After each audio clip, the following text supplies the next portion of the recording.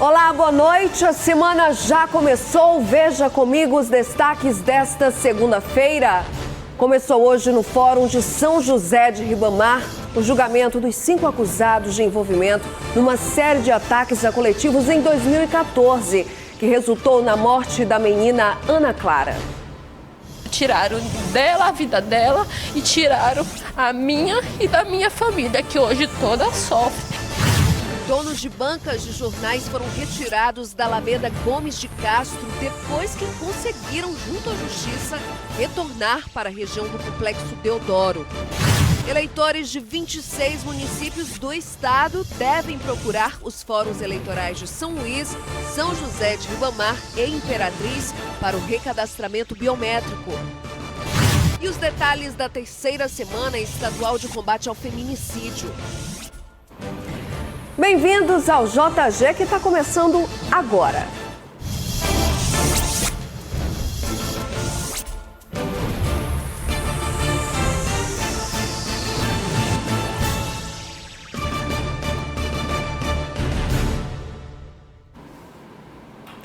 Provavelmente você se lembra daquela série de ataques a ônibus que aconteceu em 2014 e resultou na morte da menina Ana Clara, que teve 95% do corpo queimado, mesmo com o ato de heroísmo de Márcio Rony, que ainda tentou salvá-la. Pois é, hoje começou o julgamento no Fórum de São José de Ribamar dos 5 acusados dos ataques. Veja aí na reportagem de Eduardo Gomes. Jorge Henrique Amorim foi o primeiro acusado a ser ouvido pela Justiça durante o julgamento. Além dele, Wilderley Moraes, Hilton John, Thalisson Vitor e Lara Vadieri Silva são acusados de estarem envolvidos numa série de ataques a ônibus ocorrido em 2014. Na época, diversos coletivos foram incendiados e até delegacias foram alvos dos criminosos. Um dos ataques tirou a vida da menina Ana Clara, que teve 95% do corpo queimado. Durante os questionamentos, Jorge negou fazer parte de alguma facção, de ter participado dos ataques e que tenha dado ordens dentro do presídio, mas admitiu que conhece alguns acusados. Wilderley Moraes, o Paiacã, foi o segundo a ser questionado. Ele estava preso durante os ataques por condenações de assalto e tráfico e negou que tenha dado ordem dentro do presídio para os ataques. O caso do Wilderley, ele tem aqui acusado como sendo um dos mandantes da queima de ônibus. E a acusação se funda em supostos áudios que foram colacionados ao processo. No entanto, esses áudios eles não têm uma origem que diga efetivamente se partem da pessoa dele ou não, uma vez que não houve perícia na voz dele e o Wilderley. A acusação trabalha baseada em argumentos que podem levar os envolvidos a cumprirem até 30 anos de prisão. Dos acusados que estão sendo submetidos a julgamento hoje, 3 foram mandantes do crime, que deram um salvo geral de dentro do presídio de Pedrinhas, e 2 dos acusados hoje aqui foram os responsáveis pela execução do crime. Nesta primeira fase, os 5 acusados foram ouvidos. A previsão é que o julgamento seja encerrado nesta terça-feira com uma série de debates entre a defesa e a acusação. É um júri que nós sabíamos que ia demorar, porque são 5 acusados, 5 vítimas, vários delitos em concurso, e nós temos a Defensoria Pública com 2 membros, mais advogado, mais 3 representantes do Ministério Público. Tivemos uma demora inicial por conta de um contratempo com uma das vítimas, mas a coisa está transcorrendo dentro da normalidade. Os ataques vitimaram 5 pessoas, entre elas Márcio Rony, o homem que tentou salvar a menina Ana Clara, clama por justiça. Eu espero que seja feita a justiça, né? Porque tanto tempo que já se passou, né? Todo o tempo fica adiando, mas hoje com certeza vai ter uma resposta correta. Bastante abalada, Juliane, mãe de Ana Clara, também participou do julgamento, mas não conseguiu permanecer por muito tempo. Sem a filha ao lado e com as marcas da violência, hoje ela só pede que a justiça seja feita. É uma cicatriz que não vai ser sarada nunca. E assim, eu não desejo isso pra ninguém. Eu espero que justiça seja feita. O que tiver de ser pago, vai ser pago. Eu sei que não vai fazer a Clara voltar. Isso jamais, nunca vai fazer a minha filha voltar. Entendeu? Nem vai fazer a minha dor amenizar. Porque isso aí vai ser eterno. Porque é uma filha que eu botei ao mundo. Eu trouxe ela, eu gerei, foi de 9 meses. Foi com muito amor, foi com muito carinho. E teu filho morrer no estado e ficar do jeito que ficou a minha filha, não foi fácil para mim. Bom, a previsão é que o julgamento dos 5 acusados de envolvimento na série de ataques a coletivos termine só amanhã no Fórum de São José de Ribamar. E olha agora a situação de quem tinha uma banca de revistas há décadas na Alameda Gomes de Castro, no centro da capital. Eles foram remanejados para outro local para as obras do programa PAC Cidades Históricas. Bom, no fim de semana, com autorização da Justiça, conseguiram retornar para o Complexo Deodoro, porque tinham as barracas padronizadas. Mas olha essa surpresa nada agradável. Depois que voltaram, em menos de 24 horas, foram novamente obrigados a sair. O seu Ribamar mostra a autorização que conseguiu mediante acordo com o promotor de justiça Fernando Barreto e a Prefeitura de São Luís para voltar a trabalhar na Alameda Gomes de Castro. O jornaleiro conta que na última sexta-feira chegou a reinstalar a banca na praça, mas em menos de 24 horas teve que se retirar às pressas com notificação da própria Prefeitura. Transtornado, seu Ribamar destaca ainda que precisou convencer os fiscais a chamarem outro caminhão para fazer a retirada da banca, para não danificar a nova estrutura que ele tinha montado, atendendo ao pedido de projeto de readequação das bancas. Nós recebemos a licença da Prefeitura, para 5 bancas retornarem à Praça Deodoro, uma licença fornecida pela Prefeitura. Só que na sexta-feira só eu e um colega meu conseguimos receber a licença e nós voltamos sexta-feira à noite para o local no qual as bancas estão colocadas no coquí que for passado por jornaleiro quando for feita a obra. Então nós não voltamos aleatoriamente cada um, não. Nós temos um coquí que determina o local de cada banca. Eu voltei para aquele local que estava determinado naquele coquí para a minha banca. Botei minha banca no local e funcionei no sábado. Quando foi 8 horas da noite, me ligam, um amigo meu me liga da praça, Riba, vem para a praça que a Prefeitura está tirando a sua banca. De acordo com a Prefeitura, os quiosques e bancas de revistas instaladas na Praça Deodoro e Panteão foram removidos para facilitar as obras de requalificação desses espaços públicos pelo programa PAC Cidades Históricas. Nos novos locais, as barracas voltariam a funcionar com estrutura padronizada. Segundo os proprietários de bancas, já existem esses locais com a base para receber as bancas com pontos de energia e água. E as 5 primeiras bancas que conseguiram autorização para voltar a funcionar no Complexo Deodoro são bancas com mais de 40 anos de funcionamento nas praças. Enquanto não ganham um novo espaço, os jornaleiros funcionam de forma improvisada ao lado do antigo Colégio Marista. E com isso, só vem acumulando prejuízos, sendo o principal deles a queda das vendas. E nós somos tratados como marginais, certo? Nós somos trabalhadores, exercemos uma profissão digna que existe no Brasil inteiro. Se você chegar em qualquer capital do Brasil, você vai encontrar a banca de revistas. Nós não fomos para a praça simplesmente por conta própria, fomos para a praça porque tínhamos uma licença da Prefeitura, uma licença que pode ser revogada, porque tem um artigo aqui, mas você não revoga 9, 10 horas da noite, sem os proprietários nem saber. Bom, a nossa produção entrou em contato com a Prefeitura de São Luís para solicitar um posicionamento do município em relação à retirada das bancas da Alameda Gomes de Castro, mas até o momento nós não obtivemos uma resposta. E por decisão da Justiça, a Prefeitura de São Luís terá 5 anos para fiscalizar imóveis públicos e privados também e aplicar a Lei de Muros e Calçadas. E nos próximos 180 dias, a gestão municipal deverá apresentar um planejamento sobre as medidas que vai pôr em prática para que toda a capital cobre dos proprietários de casas e terrenos as calçadas limpas, acessíveis e drenadas e as áreas sem construção ali muradas. A determinação é da Vara de Interesses Difusos e Coletivos, saiu na última quinta-feira, dia 7, que determinou uma multa diária de R$ 1.000 caso a Prefeitura descumpra com a decisão. As medidas determinadas pela Justiça é resultado de uma ação civil pública proposta em março de 2017 pelo Ministério Público do Maranhão.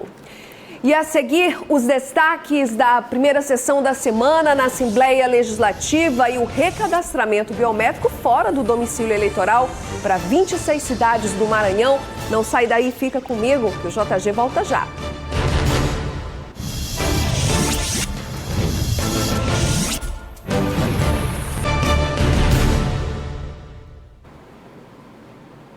O prefeito licenciado de Paço do Lumiar, Domingos Dutra, está internado em um hospital particular de São Paulo desde ontem. A informação foi confirmada pela filha do prefeito, Natália Dutra. No fim de semana, circulou nas redes sociais, você está acompanhando aqui, é um vídeo bem rápido que circulou nas redes sociais do prefeito dando alguns passos. Dutra deixou a prefeitura de Paço do Lumiar há mais de 4 meses, depois de sofrer um acidente vascular cerebral. E essa notícia aqui vale para os eleitores de 26 municípios do Maranhão. É sobre o recadastramento biométrico, que pode ser feito fora do domicílio eleitoral, ou seja, fora da cidade onde vota. O TRE abriu a partir de hoje esse recadastramento em 3 fóruns. A meta é que nas próximas eleições todos os eleitores maranhenses votem com a biometria. Nas eleições de 2020, todos os eleitores maranhenses serão identificados por meio da biometria. Quem não fizer o recadastramento perderá o título. Risco que a Desiane não quis correr. Ela já estava em São Luís e aproveitou para ficar em dia com a Justiça Eleitoral antes de voltar para o interior. A gente participa de todo ano, a gente tem que votar. Você faz questão de exercer o seu direito de voto? Faço questão. Eleitores de 26 municípios do estado devem procurar os fóruns eleitorais de São Luís, Ribamar ou Imperatriz. O eleitor deve levar originais e cópias de documento oficial com foto e comprovante de residência do município aonde vota. O eleitor precisa trazer o documento oficial, com foto e comprovante de residência do local onde ele vota. E comparecer pode ser aqui no cartório mesmo, no Fórum Eleitoral de São Luís, ou também em Ribamar e Imperatriz. Está fazendo esse mesmo procedimento que a gente faz aqui. Em São Luís, o horário de funcionamento é de 8 da manhã às 6 da tarde. O prazo é até o dia 12 de dezembro, mas o eleitor deve ficar atento, pois o prazo varia em alguns municípios. O eleitor tem que ficar atento porque ele tem que observar o período da revisão biométrica que está acontecendo na sua cidade. Dentro desse mesmo período, ele também vai poder se apresentar aqui em São Luís, no caso, no Fórum Eleitoral, para fazer a revisão biométrica. E nesse caso, uma vez feita aqui, ele não precisa mais ir ao interior dele para poder fazer a biometria. É importante que ele compareça e faça para evitar que seu título seja cancelado e ele possa ter problemas futuros por conta disso. E o TRE também começou o teste em urnas eletrônicas. São mais de 700 que vão passar pelo simulado de sistemas para evitar problemas bem no dia da votação. Quando você ouve esse barulhinho, significa que tudo ocorreu bem e foi possível votar. Mas para isso acontecer, a urna eletrônica precisa funcionar direito. E por isso, 3 vezes por ano, elas passam por uma manutenção preventiva. Quando algum problema é detectado, logo é corrigido. Como no ano eleitoral não é possível checar as 20 mil urnas do estado, o simulado nacional avalia o sistema das urnas como se fosse uma eleição oficial. Os testes ocorrem por meio de registro de votos no período das 8 horas da manhã às 5 da tarde. No final, são gerados os boletins de urnas para transmissão e apuração dos resultados, como na eleição. Esse é o segundo simulado que acontece este ano. 755 urnas serão testadas até o dia 14 de novembro. As urnas estão carregadas com uma zona, né? Os eleitores, que são, aqui no nosso caso, os testadores são servidores, são terceirizados, estagiários, eles são habilitados a votar. A urna permite, né, a replicação das digitais, então é testado desde o leitor digital, né, e também o encerramento com a totalização, com a geração do boletim de urna, para saber se a impressora também está funcionando. Para o sucesso da eleição, todo o sistema da votação precisa ser testado. Através do simulado, é possível observar se durante o seu desenvolvimento existem erros no sistema e relatar possíveis registros de defeitos. Esse teste funciona justamente, não é que seja fraude, mas um defeito mecânico que possa acontecer no teclado, por exemplo, que é uma parte também do hardware da urna. Então, visa, inclusive, detectar esses possíveis problemas. O deputado Zé Inácio, do PT, confirmou hoje na tribuna, na primeira sessão da semana na Assembleia Legislativa, que o partido vai ter candidato na disputa para a Prefeitura de São Luís. O repórter Eduardo Gomes acompanhou a sessão de hoje lá na Assembleia e traz outras informações para a gente. Eduardo. Oi, Bianca, boa noite a você e a todos que nos acompanham. 27 deputados registraram presença nesta, que é a primeira sessão plenária da semana aqui na Assembleia. Entre os assuntos, a gente destaca o discurso do deputado Zé Inácio, que afirmou que o PT pretende lançar candidaturas próprias para as eleições do próximo ano. Vamos ouvir. Nós temos várias lideranças do PT que têm defendido que o nosso partido tem que ter candidatura própria a prefeito de São Luís. Esse é um debate ainda que não se esgotou, nós estamos iniciando internamente, mas eu particularmente tenho feito essa defesa. Tenho feito essa defesa internamente, tenho feito essa defesa publicamente.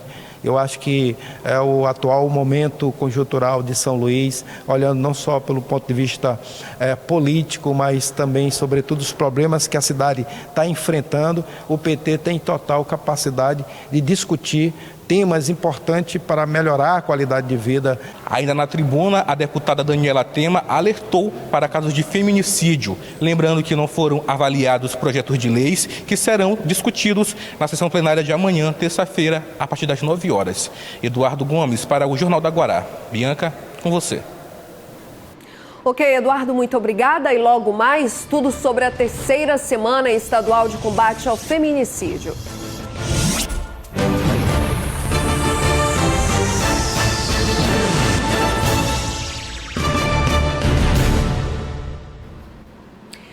Gente, agora a gente vai colocar uma foto aí para você acompanhar. Essa moça da foto, identificada como Laura Macedo, foi esfaqueada ontem pelo namorado Carlos Langini, em Balsas, no interior do estado. Segundo a polícia, ele a esfaqueou 12 vezes nas regiões do tórax e da cabeça após uma discussão. A Laura segue internada no Hospital Municipal Balsas Urgente. O estado de saúde é estável, o namorado está foragido. Foi uma tentativa de feminicídio. Praticamente todos os dias nós noticiamos aqui este tipo de violência contra a mulher. Ainda bem que a Laura não entrou para a estatística de mulheres mortas pelo fato de ser mulher. Aqui no Maranhão, o número de feminicídios passou o registrado em todo o ano passado. Hoje, 11 de novembro, já são 47 casos de feminicídio.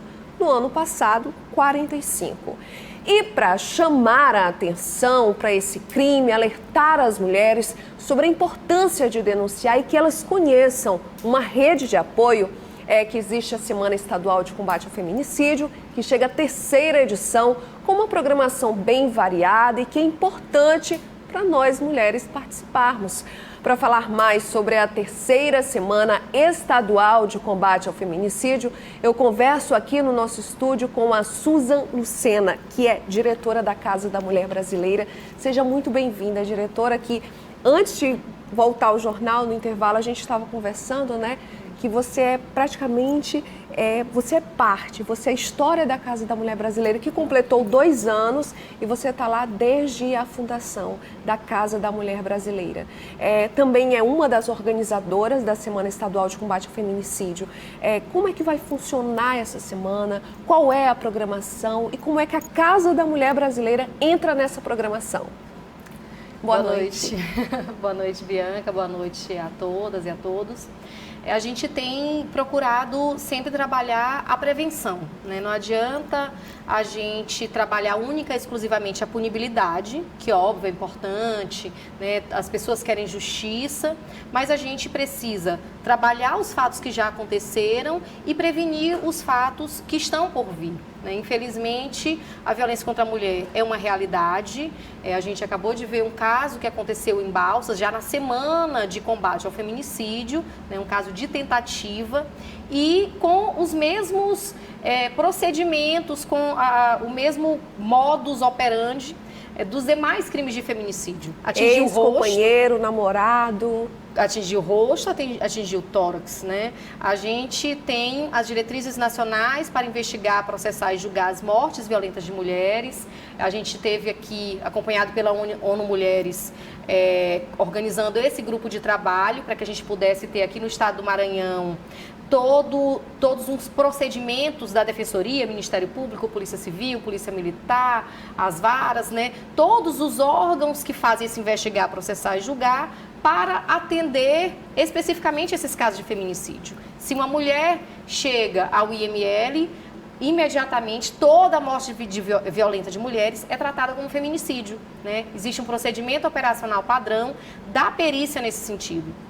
Então, hoje a gente tem o Instituto de Genética Forense, a gente tem o Instituto Laboratorial Forense, a gente tem toda uma gama dos institutos periciais para que a gente possa fortalecer nesse material probatório, para que a gente possa ter os casos de feminicídio solucionados e, assim, ter condenados esses feminicidas.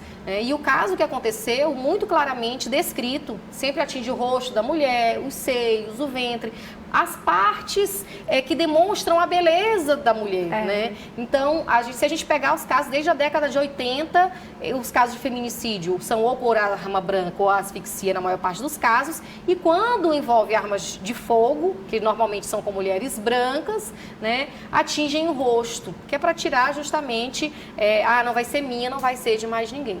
Então, a gente tem visto inúmeros casos, né, casos de grande repercussão. E como é que vai funcionar essa Semana Estadual de Combate ao Feminicídio? Qual é essa programação? Como é que a Casa da Mulher Brasileira entra? A gente fez uma atividade com as escolas para que os alunos pudessem apresentar trabalhos voltados para a temática. Ontem a gente fez a abertura na feirinha de São Luís. A gente tem, na quarta-feira, um ato show, né, com várias artistas maranhenses na Praça Nauro Machado, a partir das 17h30. Hoje, amanhã, muitas palestras em escolas, universidades, comunidades, e encerrando a semana no sábado, na Avenida Litorânea, nós teremos uma caminhada com os familiares das vítimas. A gente sempre procura envolver ao máximo a sociedade, porque a gente sabe que essa violência só vai acabar quando a sociedade mudar. E aí a gente está no esse período de final de semana. Ontem, saindo da feirinha, fui deixar o material na Casa da Mulher Brasileira, chego lá, uma mulher que foi atendida pela casa. Nós temos cadeiras de roda lá, está lá utilizando nossa cadeira de roda, porque foi vítima de violência e não tinha condições de se locomover. Então, é essa realidade que a gente vê.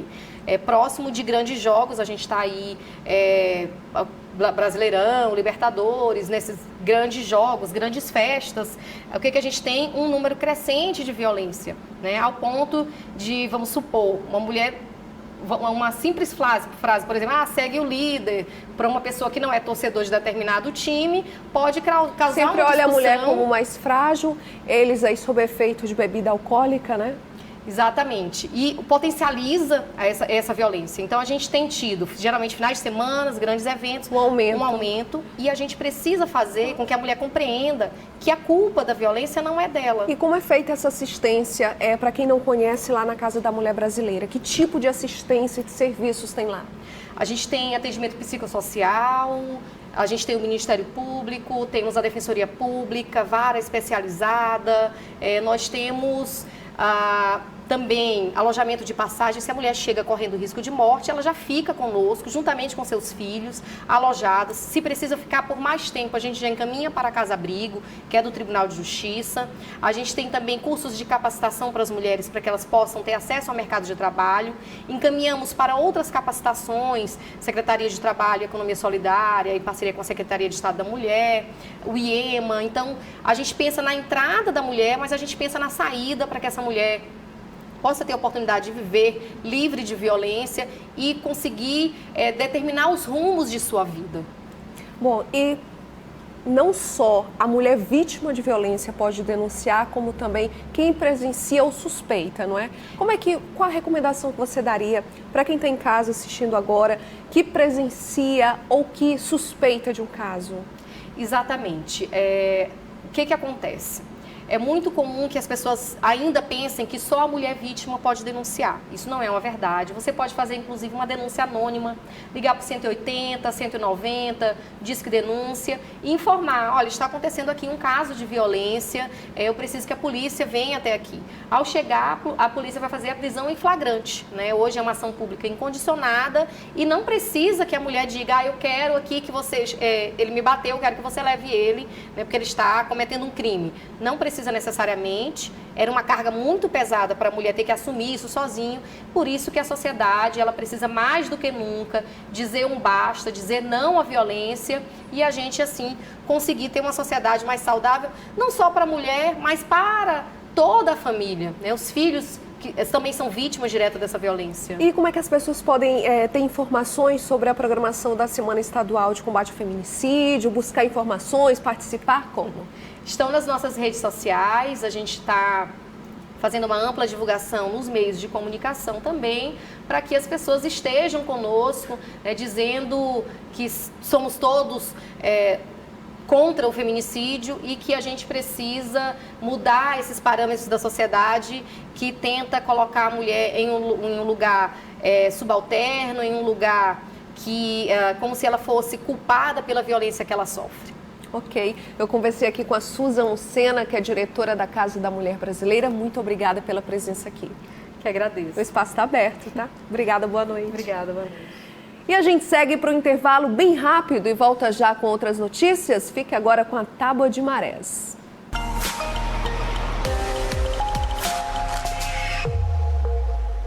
A 1h34 tem a primeira baixa-mar do dia, com 0,4 metro. Às 7h32, a préia-mar é com 5,8 metros. À tarde, às 13h46, volta a baixa-mar, com 0,4 metro. E a terça-feira encerra com préia-mar de 6,1 metros, às 19h43.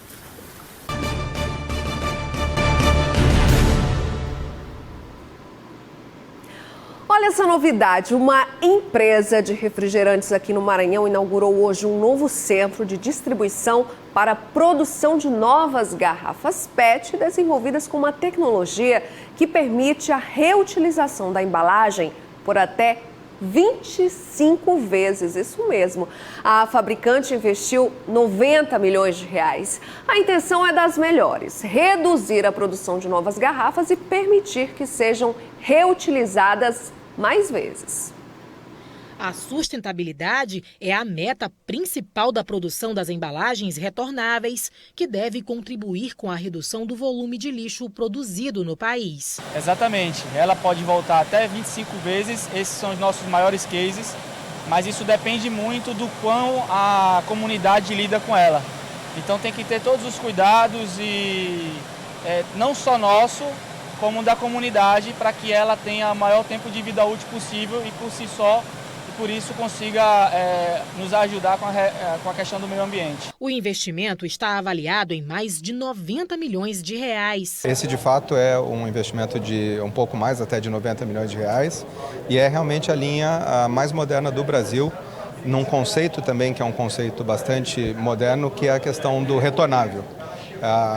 Retornável de vidro já é algo que é muito tradicional. As primeiras Coca-Colas que qualquer um comprou era aquela tradição de você levar o seu vasilhame e voltar. Isso com o tempo mudou um pouquinho, hoje você tem a opção do PET e agora a gente inova trazendo o Ref PET, que é um PET retornável. A ampliação de retornáveis da empresa inclui ainda o compromisso de coletar e reciclar o equivalente a 100% das embalagens que coloca no mercado até 2030. Globalmente, a Coca-Cola assumiu o compromisso de destinar corretamente 100% das embalagens até 2030. E a gente vai fazer isso via 3 maneiras, né? Uma que é reciclagem, a outra é redução e a outra é reutilização, né? E aqui no Maranhão a gente está inaugurando, né, essa linha que ela vai possibilitar o plástico retornável, né? A nossa embalagem Ref PET, ela tem o potencial de voltar até 25 vezes a partir da primeira vez que o consumidor consome. Participaram do lançamento da nova linha de produtos representantes da empresa e autoridades do Estado que atuam na indústria e no comércio do Maranhão. É um investimento que vai facilitar e vai evitar o desperdício até, porque são embalagens, não diria nem recicláveis, eles são reaproveitáveis e com certeza uma embalagem que vai servir para todos os produtos. Então, realmente, isso é inovação, isso é desenvolvimento, isso é geração de mais emprego. Durante o evento, o governador do estado destacou a importância do investimento para o Maranhão. Nós acreditamos muito em uma grande união em favor da bandeira do desenvolvimento com justiça social e com oportunidades, para que nós tenhamos um país, um estado que alcance essas metas. É preciso que haja convergência dos investimentos públicos com os investimentos privados. Apesar da gigantesca crise nacional, temos feito o máximo para manter a máquina pública apta a gerar serviços, obras, benefícios para a população, como a cada semana fazemos entregas e, ao mesmo tempo, acompanhamos com muita alegria o ciclo de investimentos privados que o nosso Estado verifica nesse momento. E neste fim de semana, o Tribunal de Justiça realizou mais uma edição do casamento comunitário. Foi o casamento, o maior da história. Giovanni e Aldelina se conheceram pelas mídias sociais e, após 2 anos juntos, decidiram oficializar a união no casamento comunitário e fizeram questão de trazer toda a família. Momento bom, momento oportuno, muito bom para mim. A decisão a gente queria fazer antes, mas conforme a condição, mas tudo é conforme o tempo de Deus. É verdade, é um sonho. Emoção também para os jovens André e Jéssica. São 11 meses juntos e uma imensa vontade de dizer sim ao amor. Primeiramente porque é a resposta de muitas orações, né? Deus tem nos abençoado muito, então é um momento assim que é até difícil de explicar pela emoção e por tudo que significa na minha vida. É um momento realmente único, né? E é uma aliança do qual realmente Deus nos deu para que a gente pudesse dar continuidade. Dilson e Francisca trouxeram a Sofia, que tem apenas 13 dias de vida, para participar desse momento especial. Dividindo um momento especial na vida da gente. Você, mãe, como é que estar trazendo a pequena Sofia para participar desse momento especial? Com certeza. Muito feliz? Estou muito feliz. O casamento comunitário, promovido pelo Poder Judiciário, proporcionou a união no casamento civil de forma gratuita para 1.000 casais. E olha só como ficou o auditório, lotado. E tinha de tudo, até cenário para registrar os momentos românticos e fila para aproveitar essa oportunidade. Com certeza, eles ficam muito realizados de estarem casando, de estarem oficializando a união. E esse é um evento da Corregedoria, já estamos na 21ª edição e sempre acontece o evento, como vocês viram, de forma grandiosa. Desse ano nós temos 1.000 casais efetivando a união. São 21 anos do projeto Casamento Comunitário e o projeto, que é o maior do estado, foi idealizado pelo desembargador Jorge Rachid. A gente nota que a sociedade insiste nessa instituição tão benéfica para todos eles. Então eu fico feliz por isso, vejo também a alegria do juiz em comparecer para celebrar gratuitamente essa união que todos os maranhenses almejam.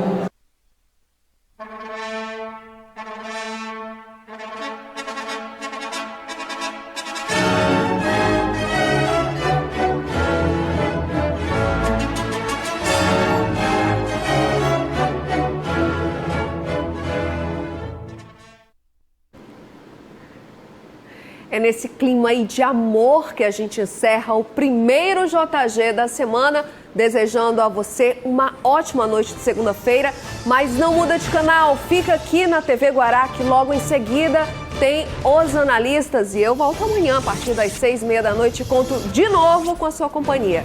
Tá combinado? Tchau!